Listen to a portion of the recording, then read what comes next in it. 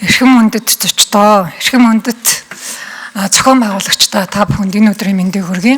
За хүний эрхийн үндэсний комиссийн хуулиар хүлээсэн нэг чиг үүрэг бол гендерийн эрхтгч байдлыг хангах тухай хуулийн хэрэгжилтэнд хяналт тавьж түүнийгээ талаар Улсын хуралд танилцуулах үүрэгтэй байдаг. Энэ үргэндээ 2 жил тутам гендерийн эрхтгч байдлыг хангах тухай хуулийн тодорхой салбар хүрээ эсвэл нийтэд нь ерөнхийлөн дүгндэг 24 дэх Монгол Улсын хүний эрх чөлөөний төлөв байдлын талаарх илтгэлд гендерт цахим технологи ашиглан үйлдвэрлэж буй гендерт суурилсан хүчирхийлэл хэмээх энэхүү сэдвийг танилцуулж Улсын хурлаас хүний эрхийн үндэсний комиссийн санал, зөвлөмж, үндслэн 77 дугаар тогтоолыг баталсан 77 дугаар тогтоолд одоо хүний эрхийн үндэсний комиссийн санал болгосон 4 саналыг бүгдийг нь тусгасан. Тэр нөхцөл байдал ямар байгаа юм бэ гэж. Бид нар энэ одоо 16 хоногийн аяныг бол 1996 оноос эхэлж зохион байгуулсан ийм төвөгтэй 30 жил болж байна. Энэ хугацаанд гендерийн эрхтгч байдлыг хангах асуудал дээр зарим талаар бид нар мэдээж байнга л ахиц гаргахыг хичээж байгаа. Олон арга хэмжээ авсан, олон хуулийг баталсан, талууд чармааж байгаа гэдэгтээ маргахгүй. Гэхдээ нэг асуудал дээр бид нар төдийлөн ахицтай үр дүн ерөөсөө илтгэж чадахгүй байгаа. Тэр нь хүчирхийллийн асуудал. Ялангуяа гэр бүлийн хүчирхийлэл дээр хүрээд ирэхээр бид нар охид эмэгтэйчүүд 99% хохирчин болж байна гэдэг тоог жилийн жил бэлтэн эрхлэтгээ сууж байгаа. Хэлбэр нь өөрчлөгдөж байна. Арга нь өөрчлөгдөж байна гэдэг зүйлийг яриа сууж байгаа. Сүүлийн үед юу нэмэгдсэн бэ гэвэл энэ гендер технологи ашиглан үйлдвэрлэж байгаа гендер суурилсан хүчирхийлэл гэмэх шинэ төрлүүд бий боллоо. Цахим технологи, цахим платформ бидний амьдралд орж ирэхийн хэрээр энэ хүчирхийлэл, дарамт, айлгаан, сүрдүүлэх энэ бусад олон янзын хүний халдашгүй байх эрхэд халдж байгаа энэ төрлүүд олон нэр төрөл хэлбэр аргатай боллоо. Бид юу хийх ёстой вэ? Энэ дээр бид нэг 4 асуудлыг л голчилж авч үзэж байгаа. Нэгдүгээрт хууль эрх зүйн хүрээнд олон улсууд 36 нэр томьёог хуулиндаа заажээ. Одоо бид нар бол нөгөө дарамт, мөрдөх, мөшгөх, барьцаалах, хариу шаардах гэл ингээд монголоор хэлж байгаа. Гэхдээ энэ дээр 36 нэр төрлийг бусад улсууд яг одоо эрх зүйн хувьд нь томьёолж байна. Тэгээ энэ томьёолж чадсан хүмүүс тэмцэж чадна, талсан зогсоож чадна, хариуцлагын тооцож чадна, урьдчилан сэргийлж чадна. Манайх 14-ийг нь хуульдаа томьёолсон байна. Тийм учраас хүний эрхийн үндэсний комиссийн эхний өгсөн санал бол бид энэ үүсээд байгаа шин хүчирхийллийн, дарамтын халдшгүй байх хэрэгтэй талдаад байгаа энэ нэр томьёоныг нэгдүгээр хуульчлаач гэдэг ийм зөвлөмжийг өгсөн. За хоёр дахь асуудал бидний илүү мөрдөн шалгах ажиллагаатай холбоотой мөн нөгөө хохирчийг хамгаалах энэ нэг хоёр талын асуудал байна. Нэг талыг бид нар хамгаалах үүрэгтэй, нөгөө талыг бид нар зохих байдлаар хянан шийдвэрлээд хариуцлагыг нь хүлээлгэх ёстой. Аль алин дээр нь анхаарах асуудал нь ялангуяа хохирчийг хамгаалах дээр асуухгүй бол бид нар дандаа нэг юм араас нь хөөцөлдсөн байдалтай харамсалтай дүр зургийн араас яваад байна. Хохирч хамгаалалт муу байна, сул байна. Бидний хамгийн сул тал энд байна. Тийм учраас төрийн бүх байгууллагууд, хариуцсан үүрэг хүлээж байгаа байгууллагууд энэ дээр үнэхээр тодорхой арга хэмжээ яаралтай авахгүй бол нэг уялдаа холбооны асуудал ярьж байгаа, хүний нөөцийн асуудал ярьж байгаа, төсвийн асуудал ярьж байгаа, тэгээд дүрм журмын хоорондын зохицуулалтын холбоос ярьж байгаа. Гэт бид нэр хохирчийг үнэхээр үр дүнтэй хамгаалж чадахгүй байна. Энийг бас хүлээмжшүүлэх хэрэгтэй.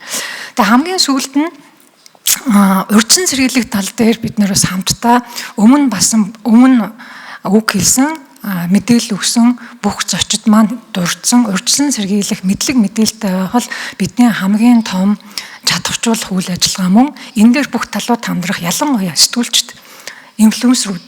За тэгээд энэ харилцаа холбоо цахим платформын энэ салбарт ажилладаг хувийн болон одоо төрийн бус байгууллагууд энэ дээр нэгдэх хэрэгтэй байна. Тэгээд нэмэх нь хин өртдөг вэ гэдэг дээр өмнөх хүмүүсийг би давтахгүй гэж бодож байгаа учраас статистик том мэдээллийг алгасан. Хин өртдөг гэдгээр бас хэлсэн. Өртөгч нь охтууд, эмэгтэйчүүд, өсвөр насныхан залуучууд, тэгээ хүний эрх хамгаалагчид, эмзэг бүлгийнхээ ингэж хэлээд байгаа. Тэгэхээр энэ хүмүүсийг мэдлэгтэй олгох, өөрийгөө хамгаалах, дадал суулгах, хэрвээ асуудал үүсэх юм бол гомдол гаргах тэр механизм сувгийн талаар мэдээлэлжүүлэх яаж өртдөг вэ? Цахим технологи ашиглаад ямар тийм дарамт дээрлэхэлд асуудал болоод байгаа юм бэ? Ямар мэдээллийг чи ашиглаад ийм үйл явдал болдог вэ? Энэс та яаж урьдчилан сэргийлэх гэдэг өөрсөнд нь мэдээлэх, энэ дадал суулгах, мөн олон нийтийг ер нь энэ бол өөрөө зөрчил юм аа. Уламжлалт биш зөрчил гараад ирэхээр бид нэр шинээр танин мэддэг шаардлагатай болдог. Ялангуяа цахим орчин, нэр төр гэдэг энэ асуудлыг бид нэр дандаа ингэж таниулах, энэ бол хүний эрхийн бас нэг халдшгүй орон зай юм аа, хуулиар хамгаалах зай гэдгийг сануулгах хэрэгтэй болдог учраас энэ дээр урьдчилан хэрэглэх тал дээр талууд бүгдээрээ хүчин чармаалт гарах хэрэгтэй байна. Энэ жилийн хувьд захин технологи ашиглан үйлдвэрлэж байгаа гендер суурьсан хүчирхийллийн эсрэг аянд зориулаад боловсролын яам руу хүний эрхийн үндэсний комиссоос уриалга хүргүүлсэн одоо өсвөр насныхандаа мэдээлэл өгч боломжтой хэмжээнд нь урьдчилан шигэлэг таниулах, мэдүүлэх энэ ажлыг бас хамтдаа хий. Сэтгүүлчдэд бас уриалга хүргүүлсэн мэдээлэл хүргэх ажлыг бас хамтдаа нөлөөллийн ажлыг хамтдаа зохион байгуулъя гэдэг байлаар. Тэгээ бид нар энэ дээр ингээ эргээд харахаар 30 жилийн өмнөөс эхэлсэн энэ ажил дээр зарим одоо ахиц дэвшлүүд арга хэмжээнүүд авсан гэдэг ч гэсэндээ одоо энэ өнөөдөр бид нар онцлонд ордоод байгаа 16 оны арга хэмжээ бол асуудлыг ямар асуудал байгааг нь бид нэр илүү таниулах зорилготой мэдээж тэгээ хамгийн гол нь бол үр дүнд хүрмээр байгаа. Хэн юуг хариуцдаг вэ? Ямар байдлаар одоо бид нэр юуг хийх ёстой вэ гэдэг дээр бас хариулт өгөх ийм нөгөө хамтын одоо зохион байгуул зохицуулт хийх ийм хариулт олох бас нэг арга хэмжээ энэ хүү кампанит ажлын бас нэг зорилго гэж ойлгож байна. Эмэгтэйчүүдийг ялгарлан гадуурхах бүх хэлбэрийг устгах тухай нэгдсэн үндэсний байгууллагын төрүүлжсэн хорооноос за энэ хүний эрхийн ээлжит нэгдсэн төлөв байдлын хилцүүлэх гэдэг байгаа 3 дахь удаагийн хилцүүлгээс тайланд нь Монгол улсын авж байгаа нэг зөвлөмж бас энэ гэр бүлийн хүчирхийлэлтэй үр дүнтэй тэмцэж эмэгтэйчүүдийн эрхийг ялангуяа энэ гэр бүлийн салбарт хамгаалахад үр дүнтэй агц дэвшилтэй арга хэмжээ аваач гэдэг юм наривчлан зөвлөмж авч байгаа бас Монгол улсын холбогдох байгууллагууд мартаж болохгүй бид нар бас санаж явах хэрэгтэй, сануулж явах хэрэгтэй, хариу арга хэмжээ авах учиртай. Ингээ хамтдаа сая хэлсэн энэ 4 зүйлийн арга хэмжээнд манай хууль тогтоогчид анхаарна гэж найдаж байна. Хоёрдугаарт нь засгийн газрын байгууллагуудын төвшөнд бас чиг үүргээ уйлдуулах хэрэгжүүлэх энэ нэг байж гад сонсогддог тэр үедээ ингээд нэг ийм байдлаар хэдүүлээ те хариулдаг ийм байдлаас бас яаж үр дүнтэй тэр хохирчийг хамгаалах тогтолцоон дээр нэмэх нь сэтгэл зүйн хохирол, сэтгэл санааны хохирол гэдэг зүйл дээр бас ер нь бид нэр гэр бүлийн асуудлын улмаас хүчирхийллийн улмаас сэтгэл санааны хохирлыг нөхөн төлөвлөж исэн туршлага бол Монгол улсад хомсхон өмгөөлөгчийн хүчин зүтгэлийн ачаар зарим нэг цөөхөн шүүхийн шийдвэрүүдийг судлахад цөөхөн маш цөөхөн. Гэхдээ энэ дээр бид нар нөгөө хүчирхийл бэлгийн эсвэл нөгөө бие махбодын халдшгүй байдлын хүчирхийлэлтэй холбож араас нь өөртөө өөр болгож сэтгэл санааны хохирлыг нөхөн төлөөсөн юм жишээ баримт байгаа. Гэтэл энэ дээр бид нар бас одоо ахиц дэвшил гаргах ёстой хамгаалцсан хуулиар хамгаалагчсан орон зай бол мөн гэж үздэг тийм.